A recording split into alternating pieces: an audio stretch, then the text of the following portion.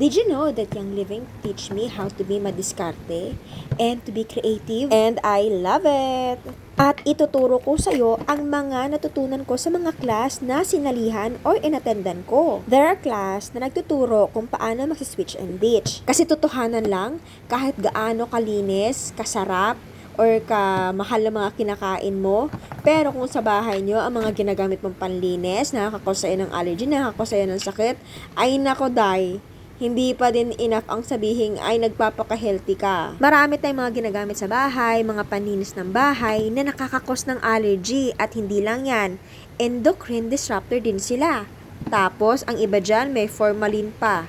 Gusto mo ba ng ganon? Kaya kung mapapansin mo sa video na to, only Thieves household cleaner lang, Thieves dishwashing liquid soap, OVM soap lang ang ginamit ko para gumawa ako ng aming dishwashing soap. Mahal ang Young Living products kasi safe ka naman talaga dito. This dishwashing liquid is free from SLS, dyes, SLES, formalin, phosphates at saka synthetic perfume. Yung mga nabanggit ko na yon, nako iwasan mo yon. Nakakos ng sakit yon over time. Kung mapapansin mo din, naghuhugas ako, hindi gamit ang sponge. Kung hindi ka gagamit ng ganitong uri ng silver parang cloth, gumamit ka na lang ng lufa para mas safe. Kasi yung sponge, nako, tinitirhan lang yan ng bakterya. Mahal ang Young Living products, oo. Pero there are ways para magamit mo siya ng mas madami or mas makagawa ka ng mas maraming products out of that.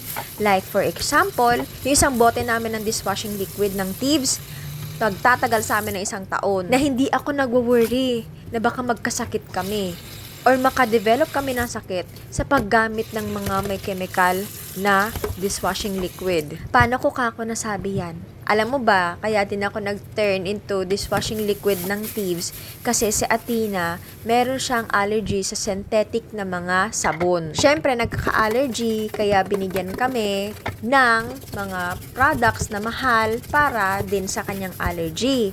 Iba pa doon yung iniinom niya. Siyempre, gumagaling lang konti. Kaso, kapag maghuhugas na naman siya ng pinggan, balik na naman kami sa paggamit dati ng leading brands. Di balik din yung kanyang allergy. Ngayon, tinigil namin ang paggamit ng leading brands na yan. Ngayon, wala nang allergy sa Athena. Nakatipid na din kami sa gamot. Nakatipid na din kami sa mahal na lotion. Hindi na din siya umiiyak at nakakatulog na din siya ng mahimbing sa gabi kasi hindi na siya kamot ng kamot. Yung isang bote namin ng household cleaner, halos taon din namin inuubos. Kasi from that, isang bote, nakakagawa kami ng glass cleaner, floor cleaner, table spray, refrigerator cleaner, bathroom cleaner.